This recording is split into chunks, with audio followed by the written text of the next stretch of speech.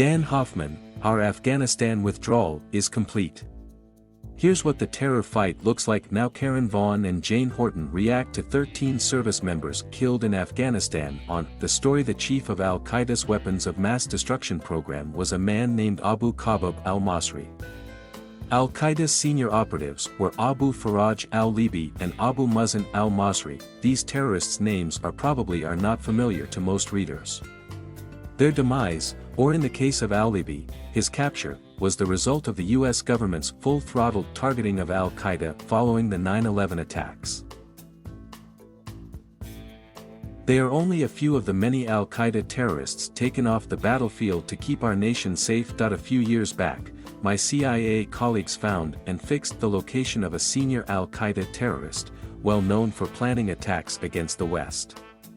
Based on the CIA's intelligence, our foreign military partners planned a capture operation, but the al-Qaeda operative exited his compound firing his weapon and was killed in the crossfire.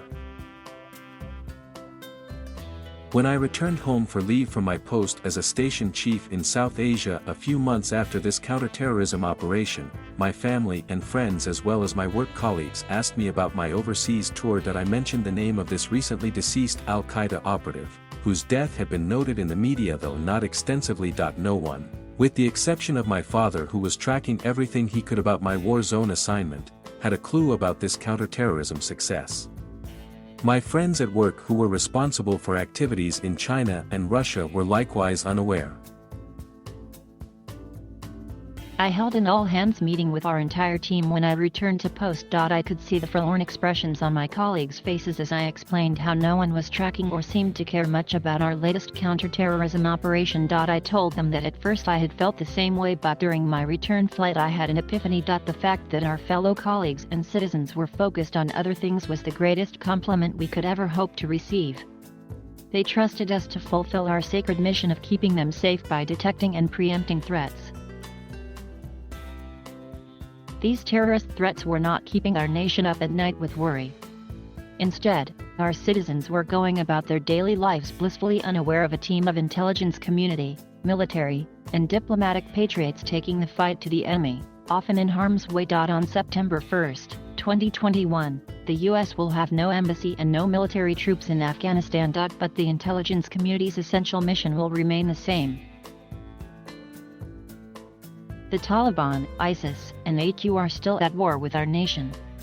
Pakistan might be allied with the Afghan Taliban, but AQ and the Pakistani Taliban are ruthlessly focused on targeting Pakistan's nuclear program and its civilian population. The CIA will carry on with the recruiting of spies and the stealing of secrets within this terrorist mosaic, but with a new, far riskier and more dangerous operational paradigm, one which no longer benefits from US military bases and an official embassy in Kabul.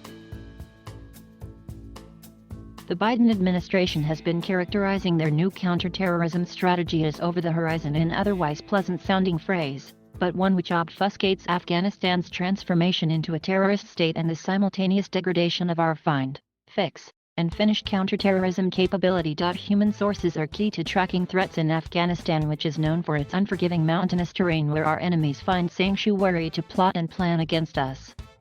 We can forget the debate about the false choice between continuing an endless war and withdrawing altogether, even if there was a level of comfort with having the smallest force necessary to detect and preempt threats over there, as Charles Krauthammer used to say, so that we were protected over here. One of my CIA mentors was fond of saying, "The secret of our success is the secret of our success." But that just won't be good enough anymore. Our citizens might want to acquaint themselves with the rogues gallery of terrorists we eliminated in the Pakistan-Afghanistan region during the past 20 years and ask their elected representatives to hold the Biden administration accountable for a real plan to carry on the sacred mission in defense of our nation.